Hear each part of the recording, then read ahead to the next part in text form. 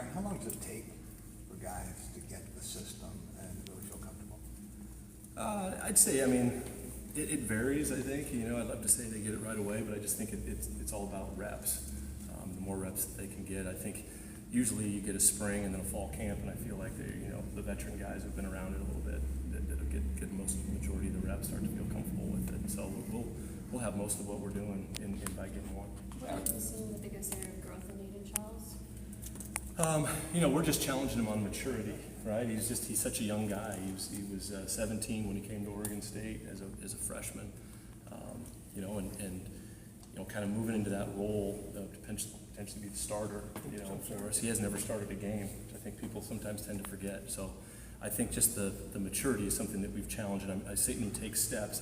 We're just looking for it more consistently, you know, and I think that's something as he continues to go through camp, that'll be something that we're asking him to work on. And it's been cool to see him, you know, take those steps, but I think he can still continue to grow in that area. He's just a veteran guy, consistency, being detailed, bringing some of the younger guys along with him. Even if he's had a year, can he learn anything from Tommy? He hasn't been around so long. Yeah, definitely. I think last year, I think he learned a ton just watching DJ when we were at Oregon State. You know, just kind of how he went through the week preparing for game day, and I think he'll lean on Tommy for that as well. And then I think he sees when, you know, Tommy goes out there, he knows he's played a lot of games, just you know, how each rep and camp matters, and just the detailed difference between, you know, the executing the play and creating a big play or something like that and missing it is so small at this level. It's so I think he's seen that and heard that a little bit from Tommy. You mentioned not starting, but he also had 90-some snaps. What is the difference for a quarterback in making that transition from getting some reps in the game to having a full game? Yeah, I think there's just a little bit more pressure. You know, probably a lot more pressure on the starter. You know, he's got the whole week to think about it. You know, and as you kind of coming in the backup, you kind of got nothing to lose really. You go in there and let it rip for your series, and I think that knowing that you're going to be the guy and you're going to be out there and having the whole week to really kind of think about that, I think the difference is that it will be in his preparation, and then I think being involved in a little bit more situational football as well. You know, where he wasn't involved in a lot of game management stuff at the end of the half, at the end of the game, and that'll be something I think always. You can practice it, but until you get out there and do it in the game when it's live and you get the crowd out there, it's a little bit different. So I think that's something that'll challenge him as well. Quarterback is by nature a leadership position. I don't know Aiden very well, but he appears to be an outgoing guy that other players migrate to. Have you seen that in the early days and in the spring? Yeah, and I've seen it. This is one of the areas we've been challenged, and I've seen it good, and I've seen it not so good, right? So it's like, you know, hey, sometimes when he loses focus and starts kind of messing around, and we lose, we lose a little bit of intensity maybe in the drill or the walkthrough or whatnot, it trickles down, you know, through the offense. And when he's dialed in and he's going, we're going. I think he's got that confidence, he's got that swagger, that moxie that you really love about a QB. And when he's got it going, I think guys gravitate towards it. It's pretty cool. We're just challenging him to be more consistent with it. And in the drills, when it's not necessarily the team drill just going against the defense, it's like, hey, we're doing an evening walkthrough, or we're in an offensive meeting. The focus, all that stuff is something that we're just challenging him on to be better. He's grown in that area. I just think that he can keep going. It's a pretty big ask for a young player. Yeah, he can do it. We'll get him going. Yeah, that's where he wants where he can go. I think that's just an area that I think he can keep growing. Compared to Oregon State, I mean, how much of the menu is available to this offense compared to what you had? As far as the concepts, I think the concepts be pretty similar. I just think at Oregon State maybe we had a little bit more formations, varieties of the ways to run those concepts right now, and then every off season we're always looking to tweak it and how can we make it, how can we make our system more, more explosive, more efficient in the way that we do it. So I think by the time we get to end of training camp, we'll have a bulk of what we did at Oregon State. And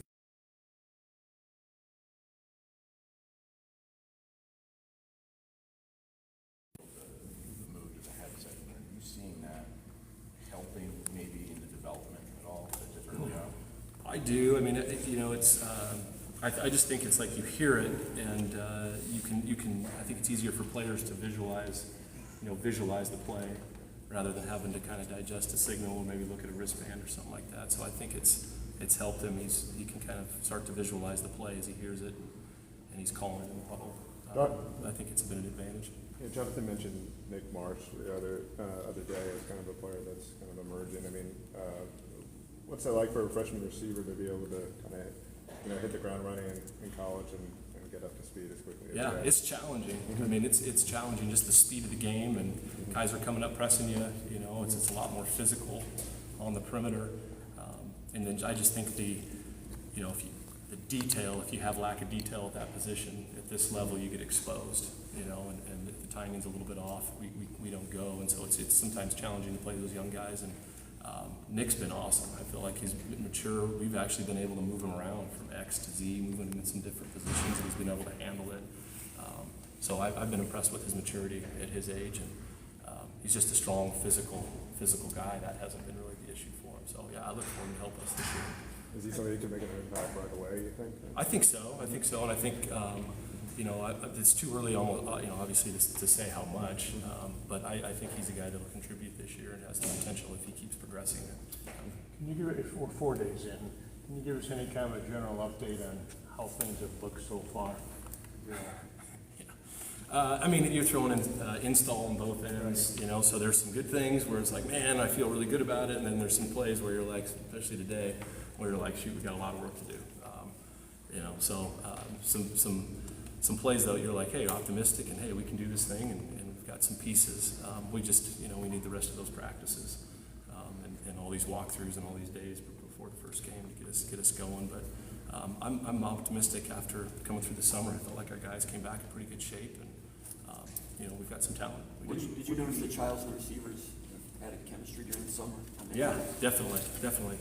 I just think those guys, they know the routes, they know the depths, they know the route stems, all that stuff, to where they've been coached on it through the spring, where they could go out on their own when the coaches weren't around and work on that stuff. And yeah, I think we've grown a ton from where we were from that spring ball. Is it about is the guy that Jonathan has said is the clear leader in the backfield? I'm just wondering what you see and how you envision using him maybe a little differently than he was used last year, and kind of his potential.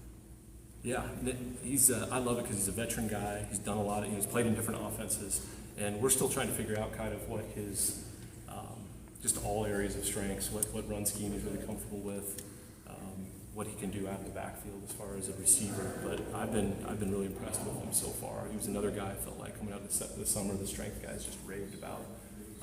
Leaned up, he's moving really well, and so yeah, I'm excited to see. I mean, I think we can do a lot of different. I think we can do a lot of different things, and get him matched up on some linebackers in the pass game, and do some things like that. It'll be fun. Brian, you guys have a fullback on the roster now.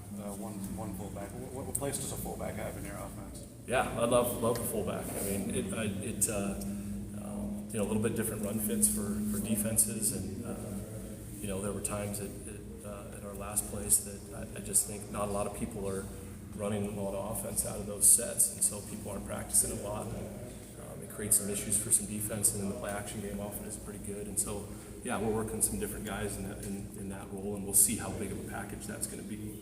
It's just too early to tell right now, but it's awesome to have some guys, working at that position. Last year you had a 300-pounder back there. I know Coyne has moved over there. He's not quite 300 pounds, but are there thoughts of a 295-pounder like last year? Yeah, we confidential. Yeah, no, we're trying a variety of guys. And sometimes it's cool you get a tight end doing it, and see who's comfortable and who can negotiate it. But yeah, I mean, whoever we can find that's comfortable with makes it fun.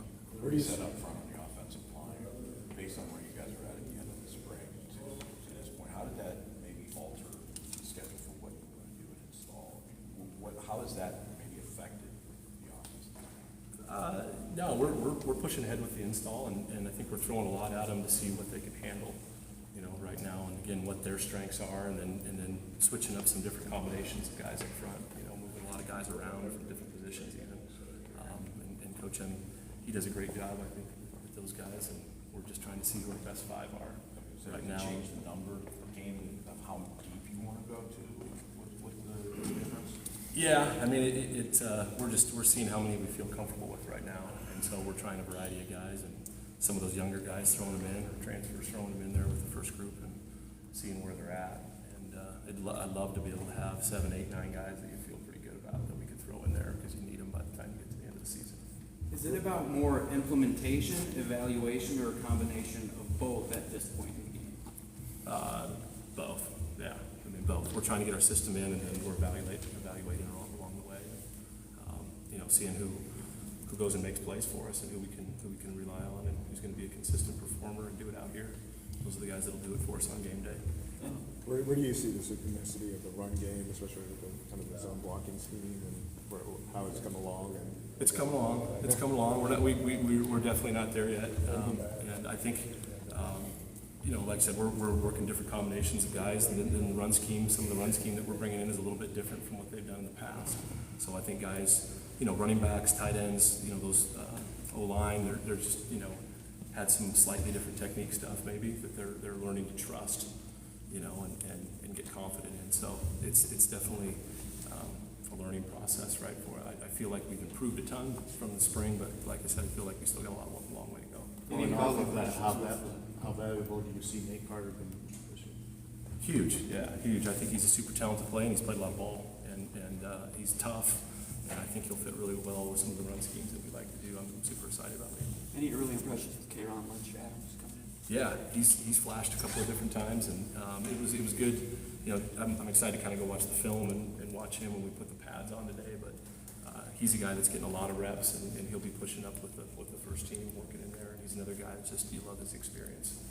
But I like his maturity. He's picked up the offense fast, and had a good summer as well. So yeah, I'm excited to watch him. Also, the first time you've been on the field with Parachek at tight end, right? He sat there in the spring. So nice to see him out there. What are your impressions of him? Big, long, I think he's a guy that can play in line, but he's one of those guys that's talented enough that you can put him off the ball, and you can flex him out and do some things. And we're just, kind of scratching the surface, and we'll challenge him just like those other guys. But man, the size, and his ability to move at that size is. We've had been around some pretty good tight ends, some draft pick guys, and I think he has the potential to develop into one of those guys. Will you call the game upstairs, Brian, or will you be on the? Will you call the game upstairs? Will you be on the sideline? Does the radio headset have anything to do with that now? Yeah, something we'll talk about. I've been upstairs in the past. We haven't even talked about maybe how that affects. In the past, I've been up top. Jonathan said that Jack Owen has a chance to be one of the top tight ends in the country. How valuable is that to have that piece, especially given the fact that you guys are so tight end centric? Yeah, no, it's great to where you have a guy that you can attach to the formation, and you can flex him out, and potentially you get defense being a heavier personnel group, and you get some matchups that way. And so, Jack's awesome. He's been in the offense, for a couple of years now. So that's a big piece of what we like to do, and it's awesome to have a guy in that spot. So I think we're just challenging him to keep developing all parts of his game. Being an outstanding blocker when we put him in line as well. Do you think in particular it could ease the transition to the Big Ten? For you guys, just the idea that this offense probably does translate pretty well to what the conference says. Yeah, I think so. Yeah. What do you need, almost minimum for this thing to work? You probably had different years, you've got different talent bases. Is there something you think, if I've got this and this, we can be competitive? I usually say the offensive line, and I think that's I feel like our offense goes as the offensive line goes, and then your quarterback play, consistency of QB play, a guy making great decisions with the football. But I think big thing of, some offenses don't go, and it's they always talk about the skill players and the perimeter, and I think it's the best offenses I've been around. Your offensive line is rolling, and your quarterback's playing at a high level. So those are the areas I think we're really challenging those guys to continue to develop. Does that put even more on Tanner to kind of be a teacher, a mentor, particularly with the changes that are around? Yeah, I think Tanner's usually been kind of a quiet, guy, and now being a veteran coming in with experience, he's played for Coach M. He knows kind of his expectations, the way he wants it done, the way we do things. So that's been huge, and Tanner's a quiet guy, so we've been challenging him to speak up a little bit more, and that'll be something that I'm excited to watch him continue to grow through camp. What do you think about the way Courtney Hopkins does this thing with the receivers? I think he's the only guy that wasn't with you guys before. He's the only new guy on your side of the ball. Just what's it been like seeing how he works with his guys? Yeah, it's been fun, man. Hawk, he brings an intensity out there. I love the way, I always like it, watching those receivers come off the ball and get involved in the run game, you know, blocking on the perimeter. And I think that says a lot about you as a wideout coach. You know, how do your guys compete when they're not going to get the ball when they're away from the ball? And that's one thing that I've noticed. Those guys are tough, you know, competitive guys, and that's the way, you know, he played when he went. So it's been cool, and then it's been fun to watch. You just get you know, a slightly different take on maybe some different techniques and some different ways of doing things. That kind of that it's been fun to work with. So yeah, I've enjoyed it, and then it's awesome just kind of hearing about more about the tradition. You know, Michigan State, him being a Spartan dog and having done it here before. He's been around this program for a long time and brings a lot of insight that way for some of our guys. What has stood out to you so far recruiting the Midwest? You can see a lot of guys, and you don't have to travel quite as far. That's the thing. I think there's a lot of talent within driving distance, and that's been really cool. I mean, there's a lot of kids that can jump in the car and come here for a junior day. They can come here and watch a game, you know, and get guys on campus. And some of the other places that I've worked out west, it was a little bit challenging. You know, there weren't as close places. Guys had to jump on planes to come visit you, so you just didn't have as many guys around the program. But that to me has stood out. Is there a certain prototype you're looking for? What's that? Is there a certain prototype you're looking for offensively? Yeah, I mean, I think each position has a deal, but we're looking for guys that are wired, you know, that are wired right, that love football, and Coach Smith can probably speak to more of the, you know, the type of player that we're looking for there. But you know, some position specific, that'd probably take too long to get into right now. But I think that'd be a great question for Jonathan, maybe Coach Rossi. All right, thanks, Coach.